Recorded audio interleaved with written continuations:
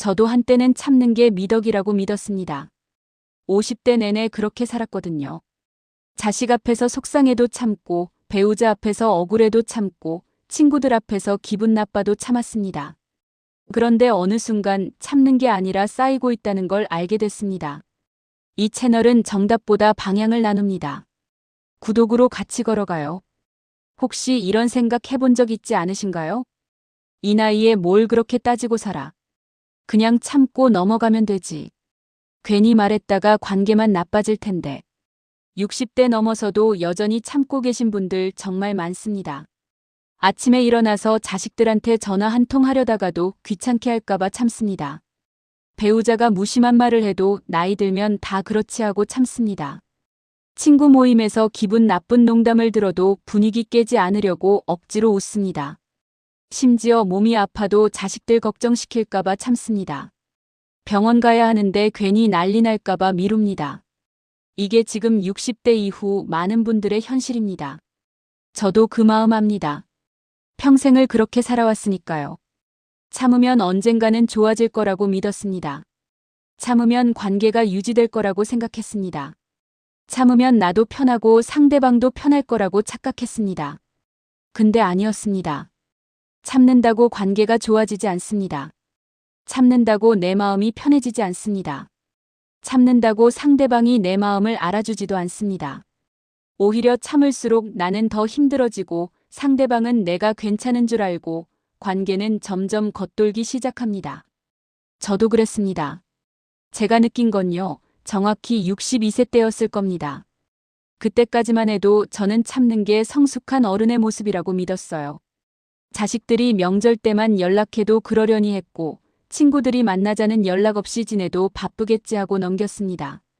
배우자가 고맙다는 말 한마디 안 해도 원래 그런 사람이니까 하고 참았습니다. 근데 어느 날 갑자기 가슴이 답답하고 숨이 잘 안 쉬어지더라고요. 밤에 잠도 잘 안 오고 아침에 일어나면 온몸이 무거웠습니다.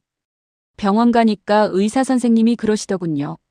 스트레스가 몸으로 온 거라고, 마음의 짐이 신체 증상으로 나타난 거라고. 그 순간 깨달았습니다. 아, 내가 참은 게 아니라 쌓인 거구나. 내가 해결한 게 아니라 회피한 거구나. 내가 성숙한 게 아니라 그냥 숨긴 거구나. 그날 이후로 저는 생각을 바꿨습니다. 60대 넘어서까지 참고 살 이유가 없다고.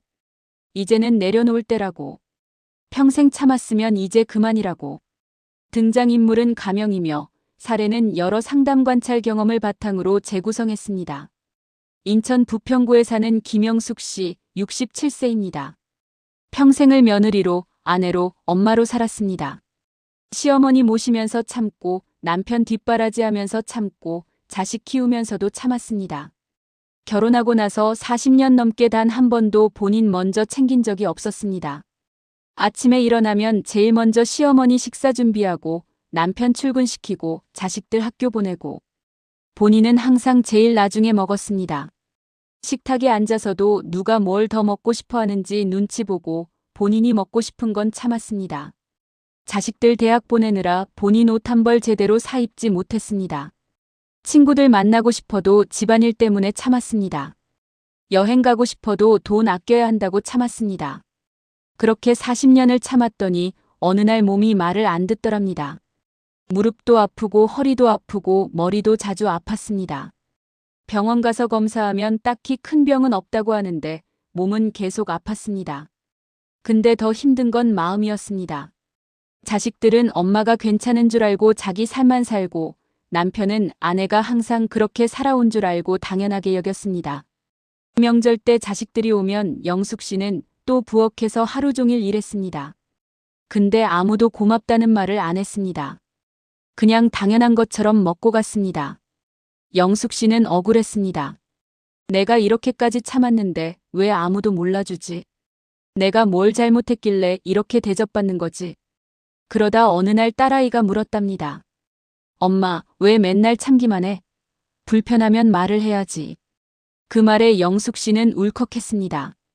내가 참는 게 미덕인 줄 알았는데 그게 아니었나?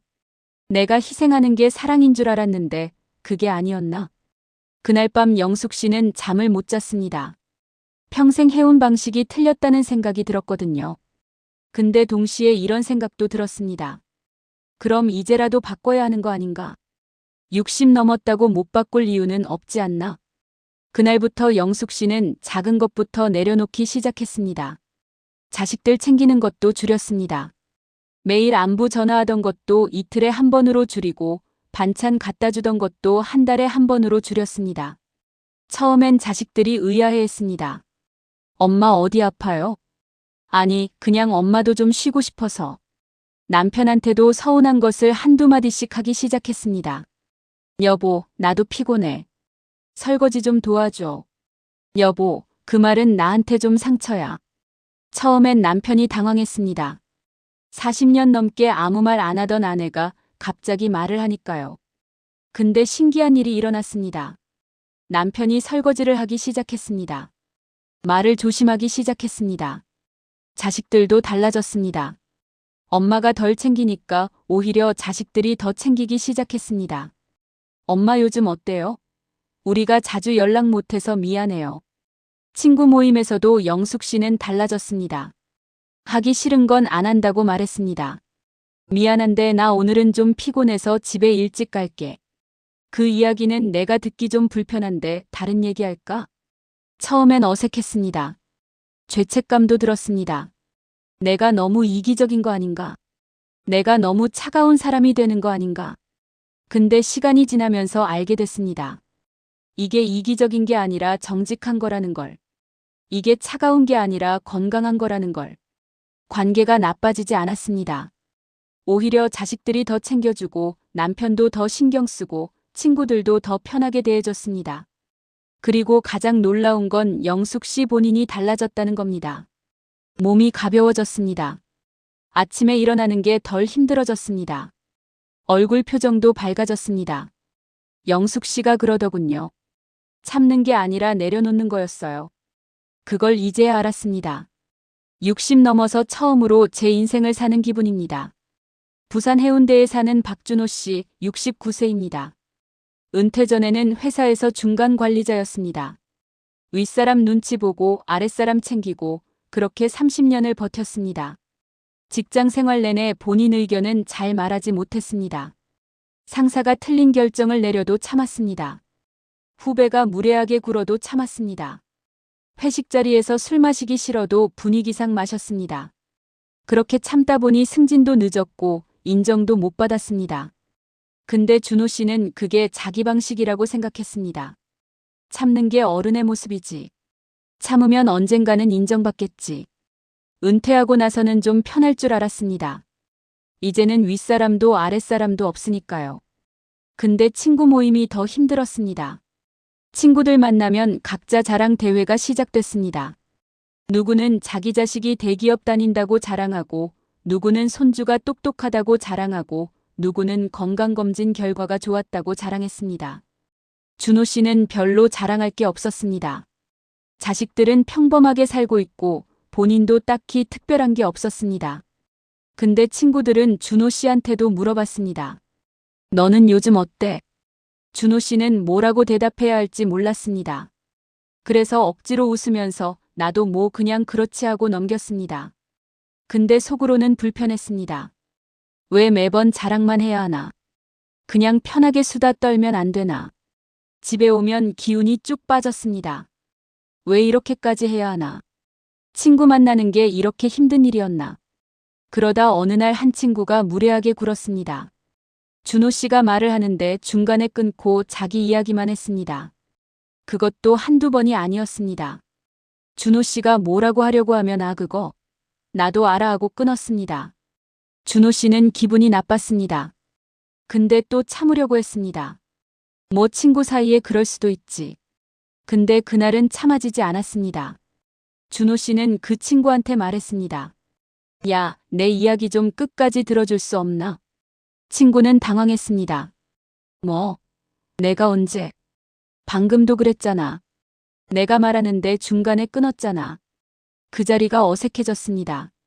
다른 친구들도 조용해졌습니다. 준호 씨는 집에 와서 후회했습니다. 괜히 그랬나? 관계 깨진 거 아닌가? 이제 친구들이 나를 안 만나려고 하겠지. 근데 며칠 뒤 그 친구한테 연락이 왔습니다. 야, 준호야. 미안하다. 내가 그동안 너무 내 이야기만 했던 것 같다. 생각해보니까 내 말이 맞아. 준호 씨는 깜짝 놀랐습니다. 화낼 줄 알았는데 사과를 하다니. 관계가 끝날 줄 알았는데 오히려 더 가까워졌습니다. 그 이후로 친구 모임 분위기가 달라졌습니다. 서로 자랑만 하는 게 아니라 진짜 이야기를 하기 시작했습니다. 힘든 것도 털어놓고 걱정되는 것도 나누고 외로운 것도 말했습니다.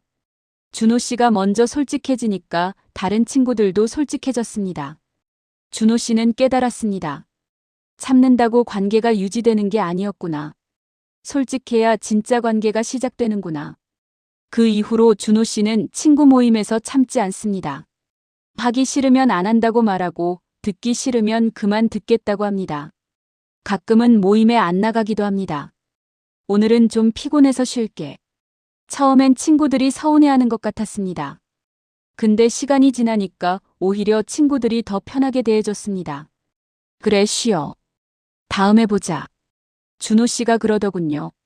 참으면 관계가 유지되는 줄 알았는데 오히려 망가지더라고요. 내려놓으니까 진짜 관계가 시작됐습니다. 이 나이에 처음으로 친구가 생긴 기분입니다. 이 두 분의 이야기를 들으면서 저는 확신하게 됐습니다.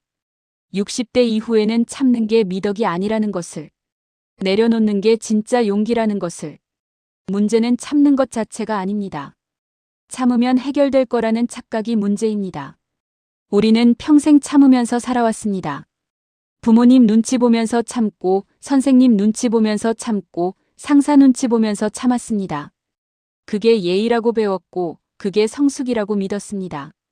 근데 60대 넘어서까지 그렇게 살 필요가 있나요? 이제는 눈치 볼 사람도 별로 없습니다. 이제는 참아야 할 이유도 별로 없습니다. 그런데도 습관적으로 참습니다. 왜냐하면 평생 그렇게 살아왔으니까요. 근데 참는다고 관계가 좋아지지 않습니다.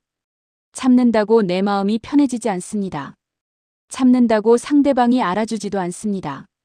오히려 참을수록 나는 더 힘들어지고 상대방은 내가 괜찮은 줄 알고 관계는 점점 멀어집니다.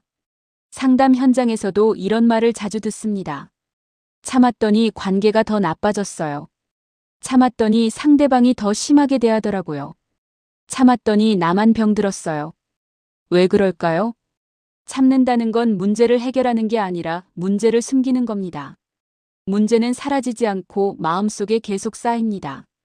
그게 언젠가는 한꺼번에 터지거나 아니면 몸이 먼저 신호를 보냅니다.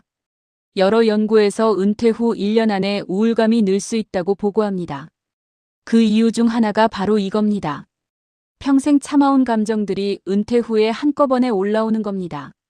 일할 때는 바빠서 못 느꼈는데 시간이 생기니까 그동안 참았던 것들이 보이는 겁니다.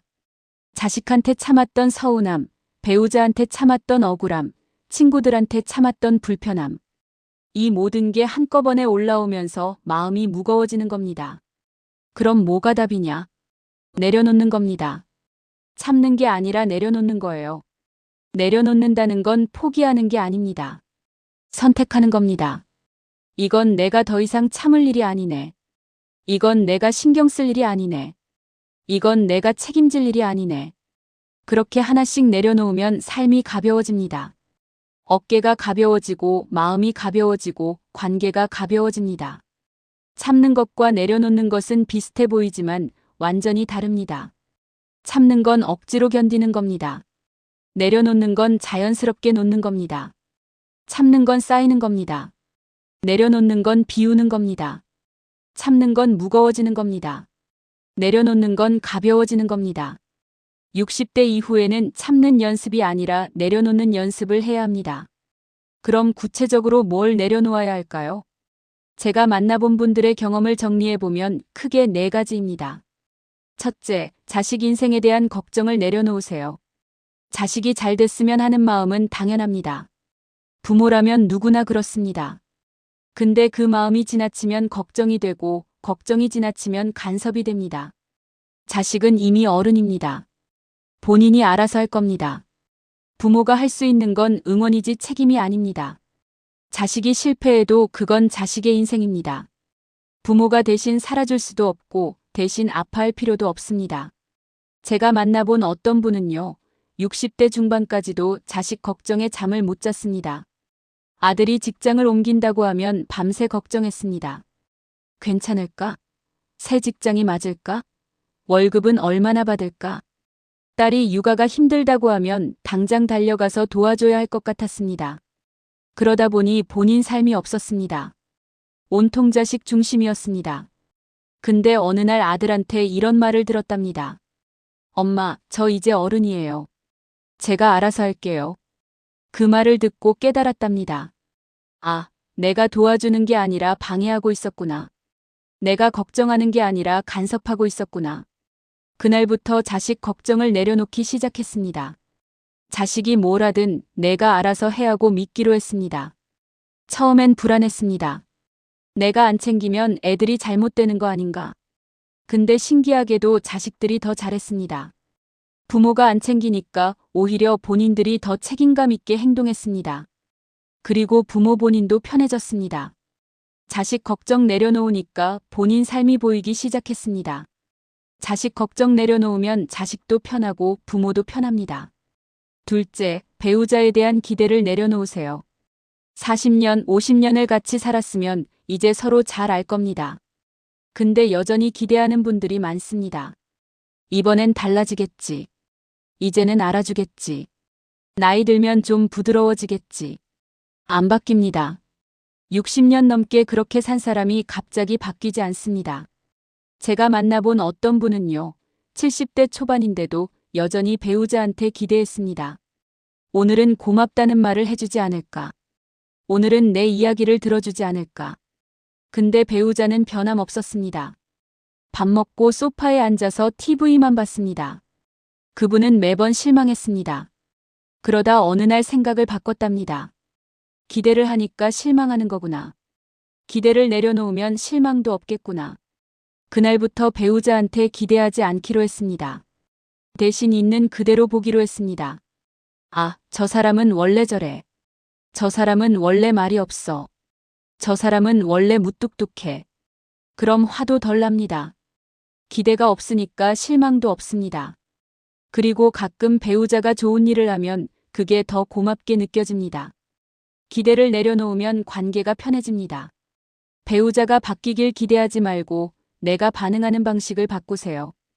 그게 훨씬 현실적입니다. 셋째, 친구들의 평가를 내려놓으세요. 60대 넘어서까지 친구들 눈치 볼 필요 없습니다. 누가 뭐라 하든 내 인생은 내가 삽니다.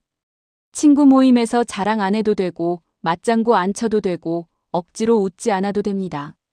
제가 만나본 어떤 분은요, 친구 모임이 너무 부담스러웠답니다. 누구는 해외여행 다녀온 이야기하고 누구는 자식 성공 스토리하고 누구는 건강 자랑을 했습니다.